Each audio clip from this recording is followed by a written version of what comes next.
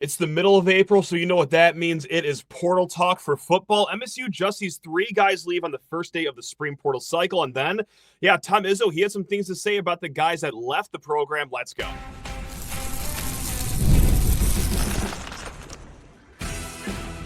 You are Locked On Spartans, your daily podcast on the Michigan State Spartans, part of the Locked On Podcast Network, your team every day.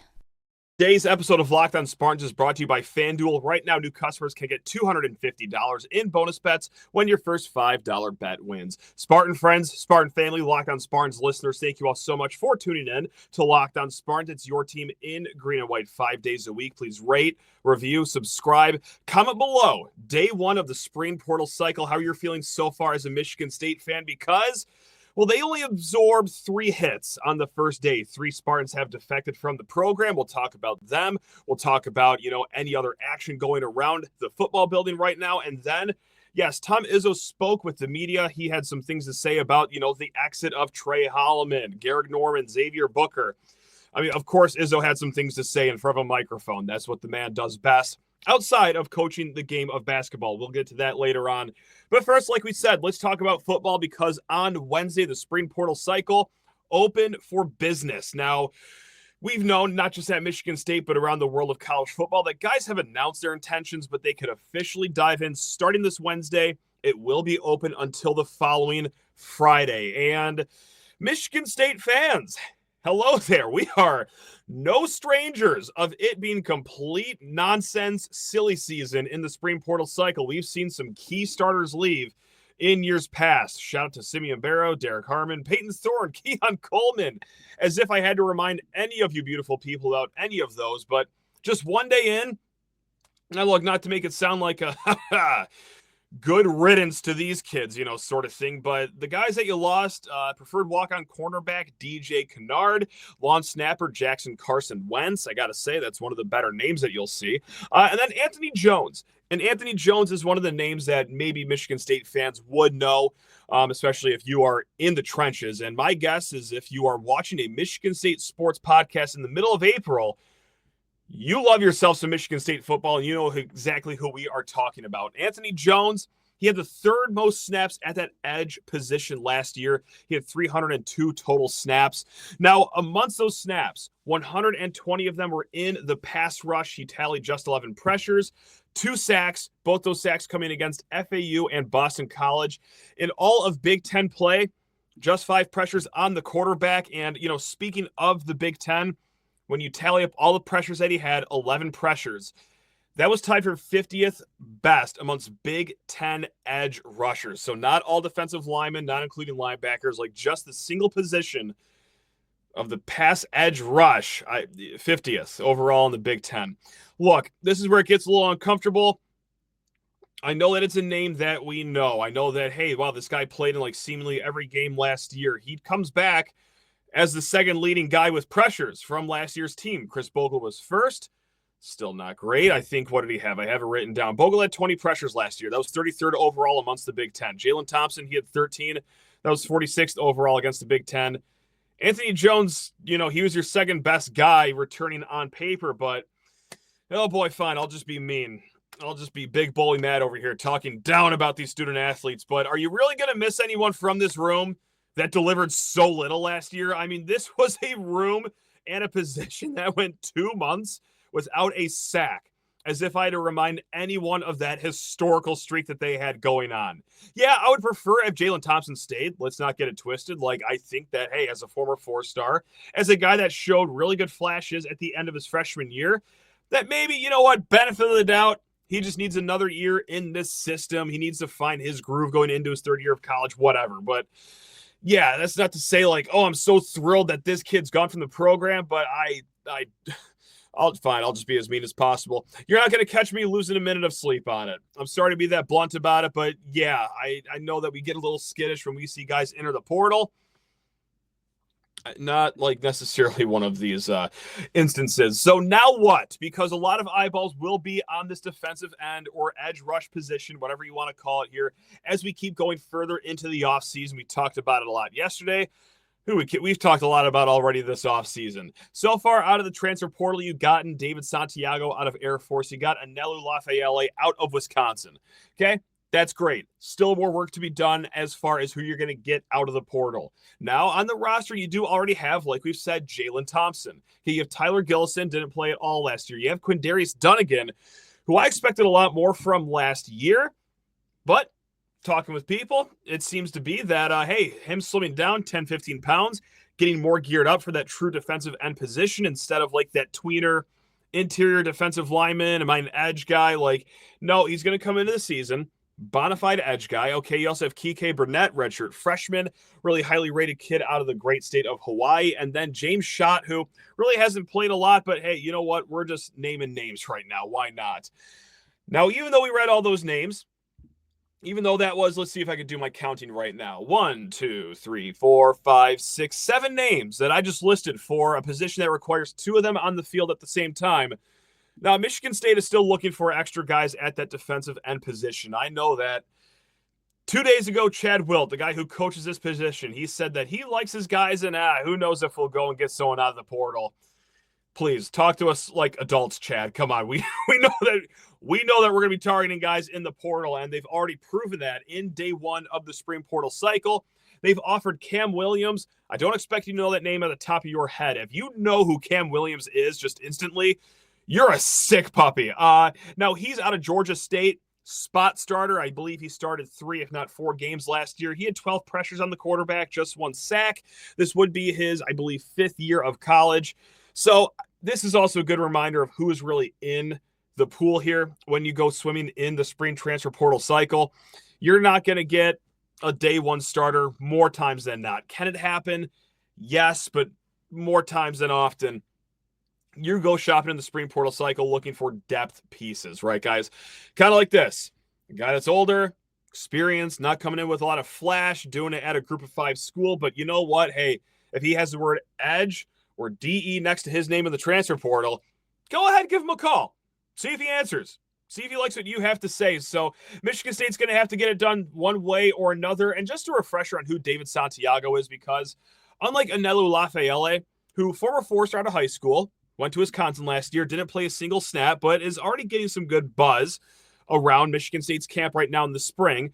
But there's nothing like statistically to go off of in his collegiate career. David Santiago, on the other hand, who played last year as a redshirt freshman over at Air Force of the Mountain West Conference. Now, he's 6'4", 235 pounds, and, you know, he did play a little bit of outside linebacker for Air Force, too.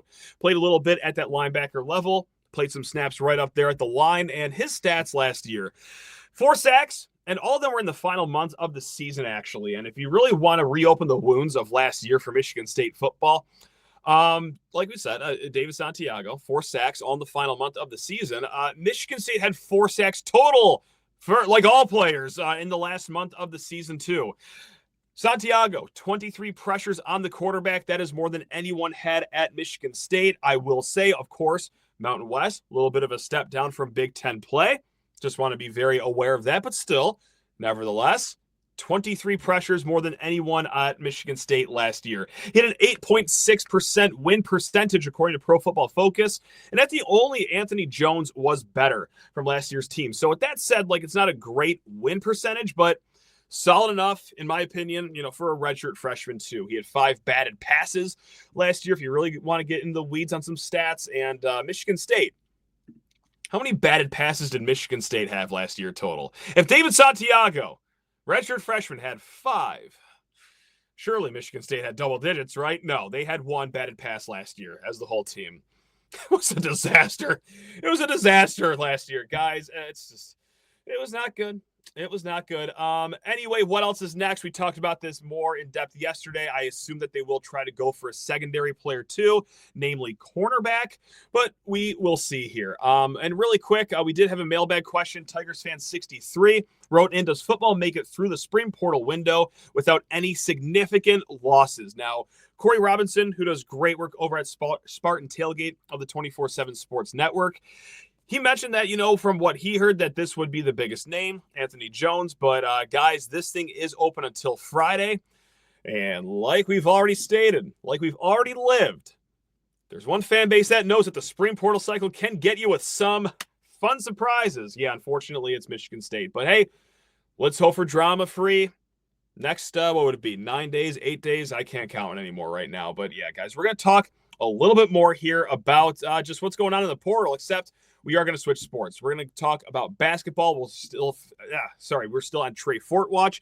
But first, need to talk everyone's ears off about Upwork. That's right, our friends over at Upwork. They want your life to be easier, especially if you're running one of these marketing campaigns or just really need anything that they offer, because scaling your business requires the right expertise at the right time. And with Upwork, you can find specialized freelancers in marketing, development, design, so much more. Experts ready to help take your business to that next level. Now, Upwork gives businesses flexibility by connecting them with top freelance talent across multiple industries. We're talking IT, AI, web development, marketing. Whether you need extra hands for a project or a long-term partner, Upwork makes hiring simple and affordable.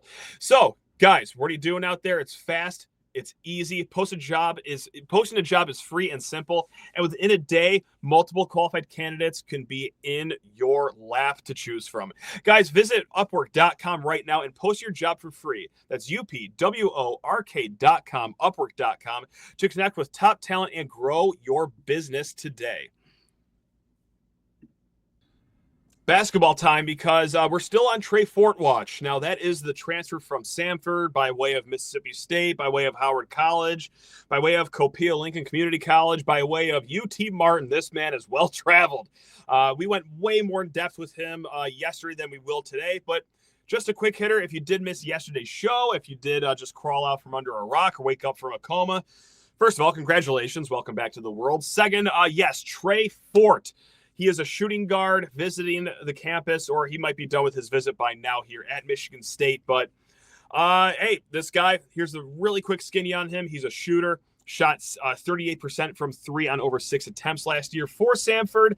Now, also really solid at 2-point field goals, too. Shot 50% at long twos, 54% on just all twos in general. Got a really good quick release. 86th percentile in the country at catch and shoot. Real solid player.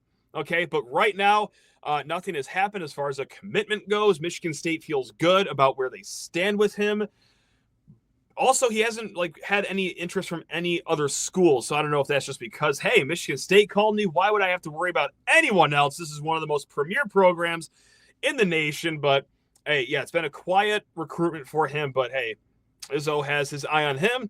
He's got his eye on Michigan State. So we are on Trey Fort commitment watch. Could happen as you're listening to this. Could happen next week. It could also never happen. Crazy things happen in the world of portal cycles. And I do want to talk about this because as Trey Fort gets his name thrown around, there's not really a high ranking for him in the transfer portal cycle, even though he did score 14 points per game at Samford last year, even though he's going to be a 24-year-old player. And guys, age really matters in the world of college basketball, as we've learned the last few years. When you are a full-grown man playing against, in some cases, 18, 19-year-old kids, yeah, that age, experience, athleticism, maturity, that can really make a difference on the basketball court here. But I have heard, many people have heard, the disgruntlement about Michigan State's actions in the transfer portal. They're not going after these top 10 guys. These guys that are going to cost more than $1 million. The names that you already know, if you will. And is that amplified because of the fact that, hey, that school down the road over there, well, those are names that we know that they are getting committed to their program. They are breaking the bank to get transfers to that program over there in Ann Arbor. Or, hey, go ahead, look down at Purdue. Matt Painter getting incredible transfers. Wisconsin, Greg Gard having himself a fantastic, highly rated transfer portal class. And then here's Michigan State doing it the classic Tom Izzo way of, hey, he's going to identify a guy that fits his system, fits his culture, fits the locker room, just like he has with, oh no, why am I blanking on the guy from FAU right now whose name that I should know at the top of my head? Mr. Glenn. Oh, this is going to be a bad look for Mr. Locked On Spartans right here. Caleb Glenn, perhaps?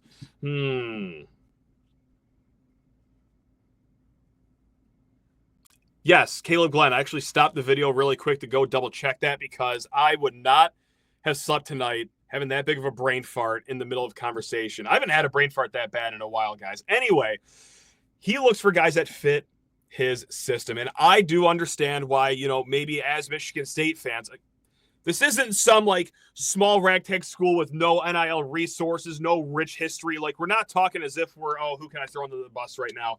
Penn State fans, for example, no, we should be able to compete both resource-wise and just star power-wise with all these other programs I just mentioned. So why isn't Michigan State doing that? If you are one of those fans disappointed, I get it.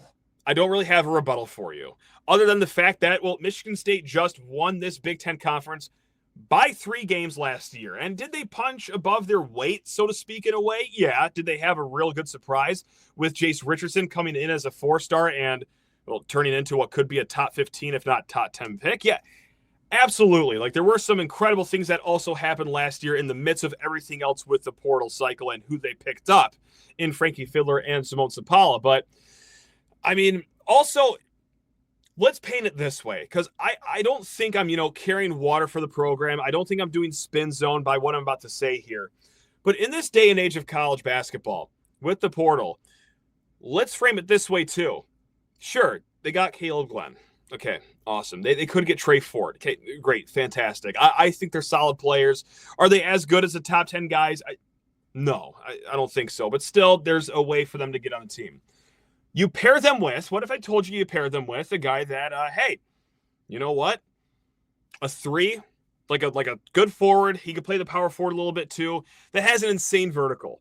One of the most athletic basketball players, not just in college, but also if you tie in NBA guys too. What if you got someone that is just that athletic, that solid at rebounding, has a shot coming into his game here? Of course, I'm talking about Coen Carr. I think retaining Coen Carr, if you want to look at it this way, and I am, it is as good as getting a really solid transfer portal pickup. Or imagine I told you, hey, Michigan State, they just got a point guard that as a sophomore had the second best assist to turnover ratio against all sophomore point guards in the entire country. Of course, I'm talking about Jeremy Fears. You're retaining him for next year. You already have that already set in stone. What if I told you, hey, that they got a power forward who was the best rebounder in this conference, in a high major conference in Big Ten play? And I'm not just pulling that out of my you-know-what, guys. Jaxon Kohler, if you look at his defensive rebounding percentage, second best in the conference. His offensive rebounding percentage, best, first best in the conference. He is the best rebounder in Big Ten play. And oh yeah, don't look now, rest of the conference. He's got a jumper coming around. He can stretch the floor a little bit. He's had those blow-up games against Illinois, and unfortunately that Auburn performance that didn't count. But if you got a guy like Jaxon Kohler out of the portal, you'd be doing backflips right now. If you got a Jeremy Fears, if you got a Coen Carr, oh God, you'd be doing somersaults, cartwheels, whatever acrobatic performance you want. So look at it that way. And if you don't want to, fine, I get it. You can say what if they just took those 3 really good players you just mentioned and even built higher on top of that? And maybe this is why I'm not so backbroken over it, is because I knew that this was always going to be the case going into the offseason, that Michigan State wasn't going to target other high major guys that have a high price tag to them. It was always going to be mid-major guys that fit a certain role, whether that is going to be a Caleb Glenn, a guy that most likely will come off the bench, offer some good offense at all 3 levels of the game, or a guy like Trey Fort, a guy that was the primary scorer at his mid-major school, a little under the radar as far as portal pickups go, but a guy that is familiar with the role, older, experienced, athletic, fits a certain body type of 6'4", staying big on the wing. I'm not maybe surprised, and that's why I'm not pounding the table right now saying, oh, well, how could he not do this? We knew the strategy all along, and I also think what helps is the benefit of the doubt that this Hall of Fame head coach did just win this conference by 3 games. He went to the Elite 8. And I think it'd be really silly for me to get on here and say, oh, what is he doing? He doesn't know anything. I think he knows a little bit. And also he paired it with this quote too. I still want to have the right fit for the guys I get. Yeah, Tom, we know that. He said that at his press conference today. He also said a little bit more at his press conference. We're going to get into all that here in a hot second. But first, I want to talk your ears off about FanDuel Sportsbook. The NBA playoffs are almost here, and FanDuel is giving new customers an incredible way to get in on the action. Right now, when you join FanDuel and place your first $5 bet, you will get 2 $250 in bonus bets if your bet wins. Now, I love how easy FanDuel is making it this NBA playoffs, and they also make it fun. I understand that one of my favorite bets, and one of the most favorite bets that you can get out there, just amongst all gamblers, is first basket score. Hey, who's going to score that first basket? FanDuel cranks it up by method of first basket score. You want Anthony Davis, three-pointer, to be your first basket of the game? That's right. If you thought you had good odds on just Anthony Davis, no. Specify how he's going to score. Magnify that with FanDuel Sportsbook. Guys, again, speaking of magnify, your first $5 bet, you'll get $250 in bonus bets if that first bet wins. Do not miss out. Head over to FanDuel.com and claim your $250 in bonus bets today. Again, guys, over at FanDuel.com. So Tom Izzo met with the fine media contingent of Michigan State today, and of course he played the hits, talked about NIL, talked about Twitter, talked about transfers. He really did the classic Tom Izzo night at the Breslin set that you would want him to play. But he also did talk about the guys that did leave this program, and which is, I think, fascinating, because we actually addressed a mailbag question yesterday of why Izzo hasn't addressed the Trey Holloman departure. And I said, I don't think he will address it that head on. And also, I think that Trey just wanted to be a point guard somewhere. I think that's really at the root of it. What ended up happening. But really quick before that, just the blanket statement that he did have over all transfers, which I thought was pretty interesting. So he said, quote, "Every one of those players came in and talked to me before they entered the portal. Some of them I encouraged one way or another. Some of them I tried to talk to them about it. And for all of them, there's a variety of reasons, not just one reason." Now I'm reading that quote off of Chris Solari's Twitter account, who was at that media availability. So shout out to Chris Solari. Don't want to come off as if I was there in the room, but that's fascinating that, all of them came in. Some of them he encouraged, and he did try to talk to some others about it. I'm sure that he talked with Xavier Booker about it. I think it was more so in the sense of, hey, we'd love to have you around. I understand why you want to leave. From what I know, too, they were willing to match whatever they were financially for Trey Holloman, but again, it all just came down to the point guard need and just trying to just be the man on a team. But anyway, let's talk about what he had to say about the Trey Holloman transfer. Quote, "I was surprised. It was a little bit of a surprise, but Trey wanted some things too, playing the point guard." Also, he went on to say that people ripping Trey Holloman were quote unquote ridiculous. That could be a conversation for another time. You guys know my thoughts on that. I think it's, correct me if I'm wrong. Like, if you read me a different way, I don't think I was ripping him necessarily. I'm just more so perplexed at the idea that he wants to leave a good situation that he's had at Michigan State to go find a point guard role in year one of a rebuild under Will Wade at North Carolina State. But hey, to each their own. I've obviously never been in those shoes. I know it's going to shock a lot of people that have never been a Division I point guard, but yeah, I'm still perplexed by it. But that kind of does bring a little bit of closure. I think, if I'm reading and hearing this quote correctly, that he did not know that Trey was going to leave on that senior night when he kissed the floor. And I know that a lot of people out there have the theory that, no, Izzo already knew it, and that's why he allowed him to do it. I think it was more so that he just upheld the tradition. He was kind of the henchman of the logos there, and that really said a lot to Izzo, and that's why he allowed that. Now, of course, when Izzo says that he was surprised, he doesn't specify a time period of when he was notified of this news, so jury is still a little out on it.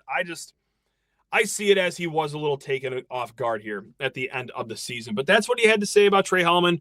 Kept it short, kept it cordial, of course. I didn't think that he was going to throw dirt on the kid on his way out. But another guy that he addressed and really took ownership of here was Xavier Booker. He said, quote, "Deep down, there is one hell of a basketball player in there. My job is to get that out of him, and I didn't get that done." Now, Izzo is not a stranger to shouldering blame. More times, or whenever he does this, more times than not, it is after like a bad game, a bad loss, or even if they win against a mid-major team but just didn't look the part. He will say, "That's on me. I did a bad job coaching them." So for him to take the ownership of taking a McDonald's All-American, a guy who was at one time ranked the #1 recruit in America, and then his season ended, the second year of his career, with a bunch of did not play coaches' decisions. Yeah, I understand that he wants to wear that blame. I think he's in a tough spot here. Obviously, he admires Xavier Booker. Like, he's not going to say anything bad about him. And I don't think I'm going to say anything like, quote-unquote, bad or nasty or, like, just crass about him. But this is where I step in, the podcast host, because I do wonder how much of this was actually on Tom. You know, he was in a tough spot this season. On one hand, yet you do have to let Xavier Booker grow. And that happens by in-game experience. And he got that to start the season. Actually, I would say he got that in the first 2/3 of the season. Even to the bitter end when, his spot was just on the court from that under 12 timeout to the under 8 timeout in that first half. But eventually, too, for Tom, here's where you're stuck between a rock and a hard place. The rock is, okay, well, this is the playing time and the growth that you need to see Xavier Booker have. Even though lost on defense a little bit. Shot 27% from 3. And if you're going to be this guy that is a 3 and D guy, I need to see a little bit of D. Need to see us shoot the 3 well. And I also need to see us shoot more 2-point field goals than 3-point field goals as a guy that's 6'11". But here's the hard place. Is that, Izzo couldn't, let this keep going on because by the end of the season, we all saw it. It's got to be winning time eventually. You got to throw your 7, 8 best guys on the court in these rotations eventually. And Booker just wasn't one of those top guys. Now, do you want to blame Izzo for in the offseason and not having him ready or throughout practice or whatever? Whatever time window that you wanted this to happen. Sure. It's never a good look on the coaching staff that they couldn't get a McDonald's All-American playing up to at least a role player by the end of his second year here. So, sure, I think it's admirable that Izzo shouldered the blame for that. Do I think it's 100% on him? Not necessarily. No, I think that's kind of a two-way street for it to go this bad. But I also will, say this. I do hope it works for Booker at his next spot. Save for the 1 or 2, if not 3 times Michigan State plays UCLA next year. But, yeah, I just like Izzo, don't wish ill on the kid. But, we're going to talk more about this with Carter Elliott tomorrow. We are going to get more into basketball with our guy. Just does great work over there at Sleepers Media with Greg Waddell. But, yeah, we will talk with Carter about a few of these things. I don't want to rehash everything we've talked about, but I do want his take on the whole Xavier Booker saga. Now, on Garrick Norman, he was really quick, just said, hey, he seemed homesick from the jump. He also said that he was, prepared to play Garrick Norman. Got injured his freshman year. Is what it is. One interesting tidbit that we will also get more in depth with tomorrow with Carter Elliott is his quote on Jace Richardson. He said, quote, I don't know if he's closed any door. Now, of course, he means that he could come back to Michigan State, but I would not expect it. I don't think Tom Izzo expects it. He's also said that he's already had some really good workouts in California. He's also said that he will pack his suitcase if he gets drafted. And he also mentioned that he will fly out to California to meet with him and, kind of coach him during this draft process. I would put the percentage at 1.7% that he does come back. But he did say that, hey, you know what? The door's kind of open. Now, what would that mean for a guy like Trey Fort should he commit? Hey, we just got you here to be our starting 2 guard. Sorry about that. You will now be coming off the bench because Jace Richardson will be eating 33 to 36 minutes a night next year. I mean, hey, that's a tough conversation that I'm sure Izzo would be thrilled to have if he can get Jace Richardson back in the fold here. But to end this episode, I do want to rifle through a few mailbag questions that have been sent from T-Anon. T-Anon, that's their name. Always great mailbag questions. Always random. Always all over the place. I will start with the MSU-centric one, though, okay? The first one is MSU baseball destined to mediocrity forever? Yeah, this is where I become mean again. This is where I become maybe just a little bit of a Looney Tune right now, and I would not have thought this way 7 years ago, maybe even 5 years ago, before college sports became a full bona fide business. But right now, I think about things in a cynical and a pragmatic way. Either word you want to use here. I like pragmatic. It's more nice. But if you want to say cynical, here you go. I don't know why this program even exists, quite frankly. They are 20-15 right now. They are 11th in Big Ten play. They miss the Big Ten tournament more times than they actually make it. And even, let's say Michigan State does become, fine. They are a top 10 team in the Big Ten. They do, get, I don't know, a 5 seed in the Big Ten tournament. Now what? They are still miles behind what the rest of the nation is, whether it's SEC schools, any of those Southern schools, even the West Coast schools are in college baseball.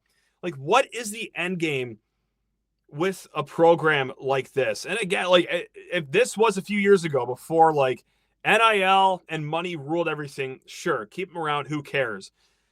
But that's money out of the athletic department's bottom line that could be used in a variety of ways at sports that actually, well, first of all, do good and generate revenue, like basketball, like football. So I'm sorry to be such an a-hole about it, but no, yeah, are they destined to mediocrity forever? Yeah, probably. It's college baseball in the Midwest region. Of course they're going to be mediocre, but man, are they extra mediocre at Michigan State. I don't know why they're still here.